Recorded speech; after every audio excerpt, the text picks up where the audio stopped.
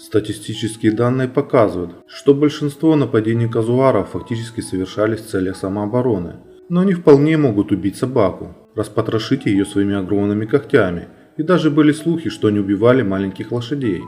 Обычно казуары очень застенчивы, но когда они чувствуют угрозу или хотят защитить свой молодняк, они могут очень сильно ударить своими мощными ногами или подпрыгнуть и одновременно ударить обеими конечностями.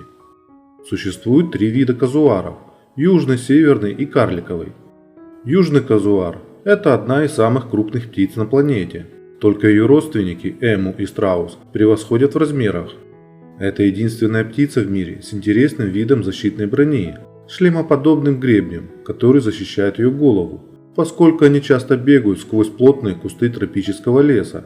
Этот гребень определенно заставляет нас сравнивать эту птицу с динозавром. Но именно ноги казуара действительно послужили тому, что за этой птицей закрепилась репутация самой опасной птицы на планете. Кроме того, казуар прекрасный бегун, он способен разгоняться до 50 км в час. На его трехпалых ногах имеются острые когти. Эти кинжалообразные образования в среднем достигают 12 см в длину. В Новой Гвинее туземцы использовали когти казуара для изготовления копий. Известные нападения казуаров на людей.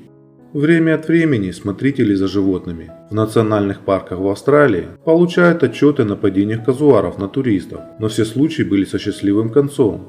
Птицы бежали за людьми на некотором расстоянии от них. Если птица не догоняет вас, это вовсе не означает, что она не может это сделать. Она может с легкостью бежать в 3 раза быстрее, чем человек. Первый случай. Это произошло недалеко от Кейп Трибулейшн, когда пара спускалась вниз с горы. Их стал преследовать большой казуар. Когда все попытки избавиться от птицы не привели к успеху, они улеглись в грязи и притворились мертвыми. Это успокоило птицу, которая до этого шипела и сильно дышала. К сожалению, птица уселась рядом с ними и словно держала их в плену. Каждый раз, когда они делали малейшие движения, казуар вставал и снова делал угрожающие движения. После 40 минут плена мимо проезжали 2 других туриста, и казуар встал и пошел за ними. Счастливая пара поднялась и быстро продолжила свой путь вниз по склону и вернулась к своему проживанию Кейп Трибулейшн. Спустя год после многочисленных нападений на людей, этот казуар был пойман смотрителями. В списке его нападений была немецкая женщина, которую он клюнул в ягодицы, и индийский мужчина, который получил ногами в спину на пляже. Обеим пришлось лечиться в больнице. Второй случай. Казуары принадлежат к очень немногому количеству птиц, которые способны убить человека, но известно только о 2 таких случаях, один из которых произошел в апреле 1926 года, когда несколько мальчишек охотились на казуара возле Мосмана, Северный Квисленд. 16-летний подросток Филипп Маклин и его брат на 3 года моложе его столкнулись с казуаром. Несмотря на размер яркой бескрылой птицы, появившейся перед ними, братья Маклины попытались забить птицу до смерти. Это была их фатальная ошибка. Казуар развернулся и начал преследовать мальчишек. Вооруженная длинными и острыми когтями птица пнула младшего мальчишку, который тем не менее умудрился убежать. Его старший брат стал наносить удар за ударом по животному, но упал на землю. Казуар, лежащего на земле Филиппа, полоснул когтями по шее, образовав смертельную рану. Удар пришелся по еремной вене.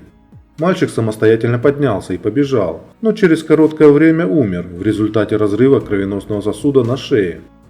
После смерти Филиппа Маклина в 1926 году многие стали изучать нападения казуаров на людей, поскольку самая опасная птица на Земле является весьма обыкновенной птицей. Такие инциденты ежегодно происходят в Северном Квисленде. Чаще всего птица, которую подкармливают люди, начинает преследование. Люди не единственные жертвы нападений. В 1995 году казуар ударил собаку в живот. Животное серьезно избило собаку, не нанеся ни единого резаного повреждения. Позже собака умерла от внутренних ран. Третий случай.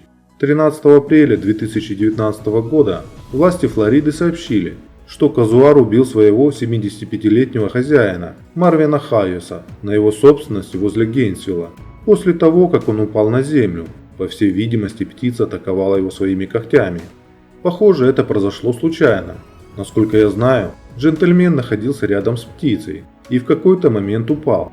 Когда он оказался на земле, на него напали, сказал заместитель шерифа Джефф Тейлор в интервью газете Gainesville Sun. В США казуары не выращиваются ради продовольствия, но востребованы коллекционерами. По словам Карен Паркер, пресс-секретаря газеты, для получения обязательного разрешения Флоридская комиссия по охране рыб и дикой природы требует, чтобы владельцы казуаров имели значительный опыт и отвечали конкретным требованиям к клеткам. Если вы встретите казуара, то специалисты рекомендуют использовать одну тактику, которая отпугнет казуара. Это оставаться на месте и как можно выше поднять руки, чтобы вы казались выше и крупнее, или держать что-то перед собой, или спрятаться за деревом. Ну а у нас на этом все о казуарах. Подписывайтесь на канал, если не подписались. И до скорой встречи. Всем пока.